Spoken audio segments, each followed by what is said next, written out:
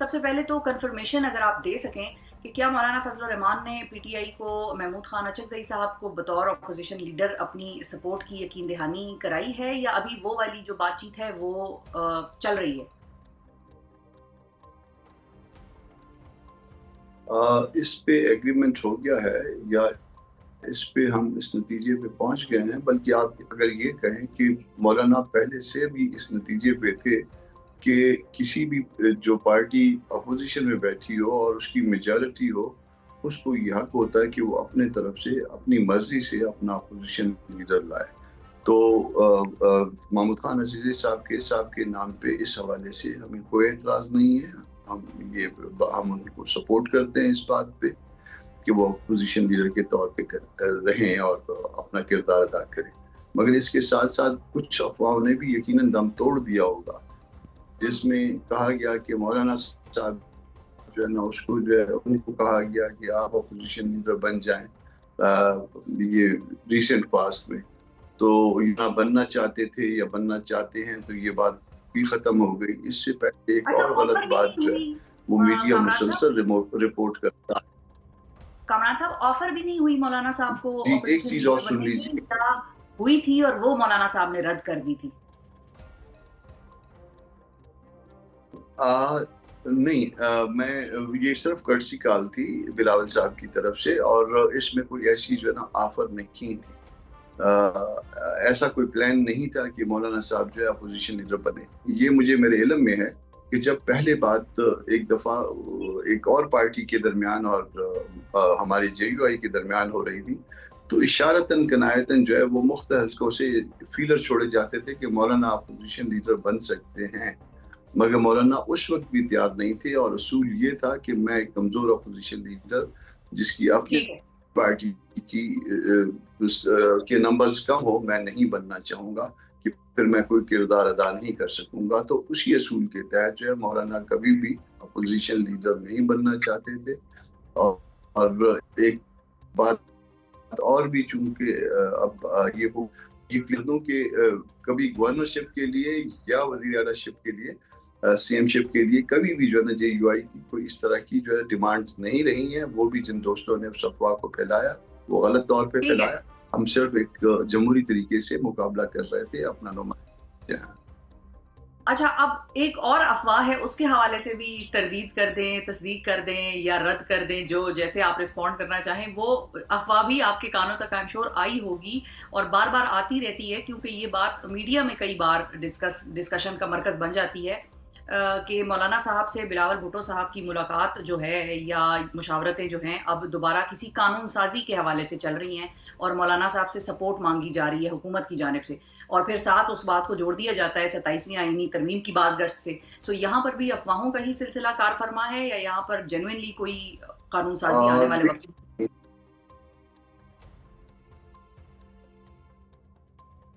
دیکھیے، بطور political worker میرا اپنا ذاتی خیال ہے کہ کہیں نہ کہیں پہ یہ خواہش جو ہے کہیں نہ کہیں کسی نہ کسی کے دل میں مچلتی ہے کہ 26th امینڈمنٹ میں جو چیزیں ہم نے ختم کروا دی تھی ان کو کسی طرح سے واپس لایا جائے۔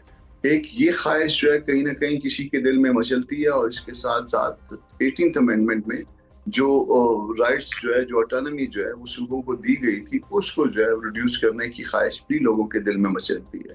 تو اس حوالے سے جے یو آئی کمیٹڈ ہے کہ وہ اپنے اس سٹانس پہ برقرار ہے کہ سول سپرمیسی جو ہے اس کے لیے جو ہے جس حد تک جدوجہد ہو سکتی ہے کی جائے اور اپنا کردار ادا کیا جائے۔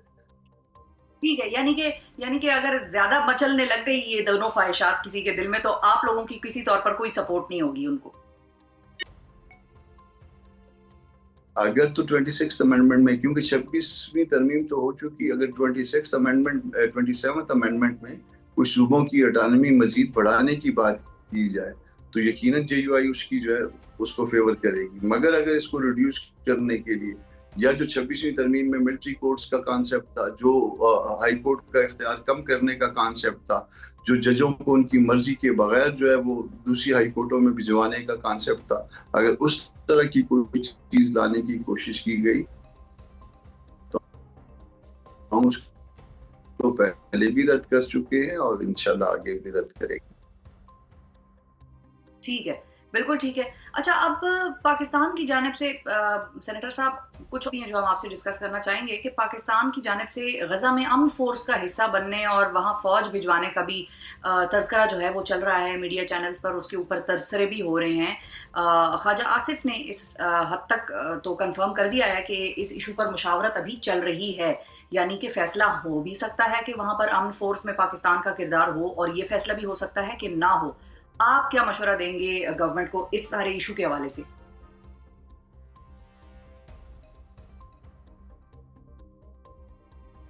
جن چیزوں کو، جن معاملات کو چھپایا جاتا ہے اس کے ساتھ پھر ایک نیگیٹیوٹی اٹیچ ہو جاتی ہے. اس معاملے کو بھی چھپایا جا رہا ہے اور اس وجہ سے اس کے بارے میں شکوک و شبہات جو ہے وہ زیادہ ہو گئے ہیں.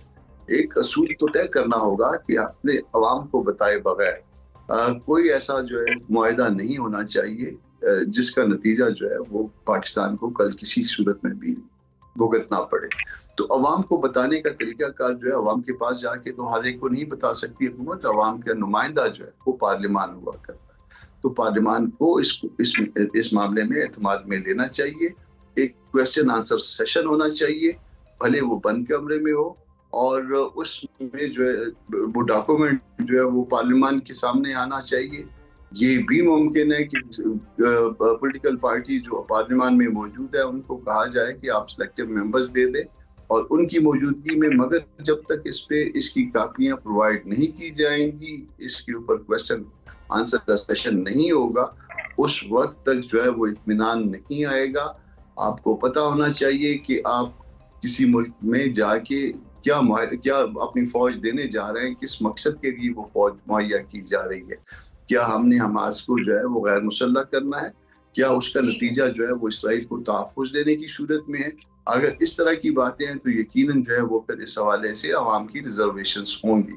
اور اگر کوئی معاملات کوئی سلجھانے والی بات ہے تو سلجھانے کے لیے یقیناً پاکستان اور پاکستان کی فوج اس کا وہاں جانا جو ہے اس کو ویلکم کیا جائے گا. مگر یہ ان سب باتوں کو پہلے جو ہے پارلیمان میں یا پارلیمان کی کمیٹیوں میں آنا چاہیے. ٹھیک ہے، ٹھیک ہے. اچھا، اور اب یہ بھی بتائیے فائنلی جو ایک اور بڑا اہم ایشو ہے جو چل رہا ہے وہ ہے پاکستان کے افغان طالبان کے ساتھ ترکیہ میں مذاکرات، اور اسی سے ریلیٹڈ ایک اور ایشو جس کے حوالے سے فضل الرحمان صاحب کا اس چیز کی خبریں بھی سامنے آ رہی ہیں کہ انہوں نے جرگے میں شرکت کرنے کا بھی اندیا دیا ہے.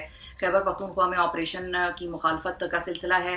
آپ ان دونوں ایشوز کو کیسے سالو ہوتا دیکھ رہے ہیں؟ کیونکہ پہلا راؤنڈ تو ترکیہ میں افغانستان اور پاکستان کے مذاکرات کا کامیاب نہیں رہا، جس کے بعد اب ترکیہ دوبارہ آفر کر رہا ہے کہ بھائی دوبارہ آپ لوگ آ کے بیٹھ جائیں، تو پاکستان نے اس پہ آمادگی کی ہے. لیکن یہ آپ کو سالو ہوتی سچویشن دکھائی دے رہی ہے گیون کہ ہمارے وزیر دفاع اور دوسری سائڈ سے کس قسم کی بیان بازی ہو رہی ہے؟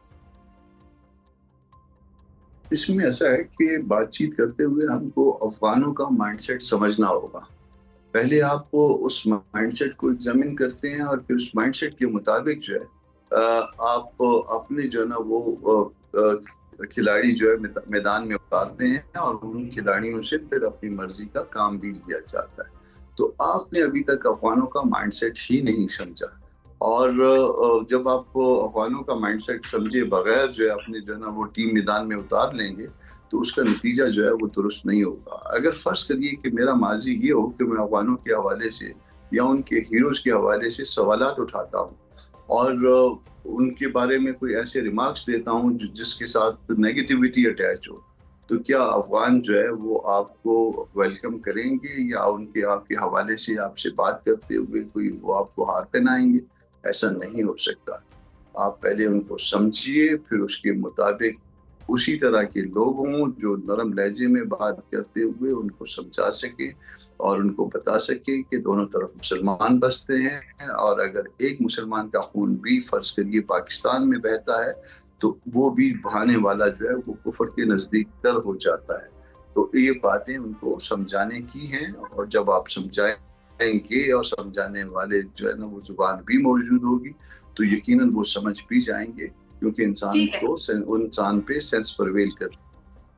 ٹھیک ہے. اور فائنلی کامران صاحب یہ بھی بتائیے کہ وہاں پر آپ کو پاک افغان بارڈر پہ سچویشن کیا ڈیولپ ہوتی نظر آ رہی ہے؟ کیا آپ کو لگتا ہے کہ بات چیت سے معاملات کچھ قدرے بہتری کی طرف چلے جائیں گے، یا آپ کو لگتا ہے کہ کچھ گرما گرمی ہو سکتی ہے وہاں کے بارڈر پہ، سچویشن ٹینس ہو سکتی ہے، تعلقات خراب ہو سکتے ہیں، یا آپ کو لگتا ہے بہتری آ جائے گی؟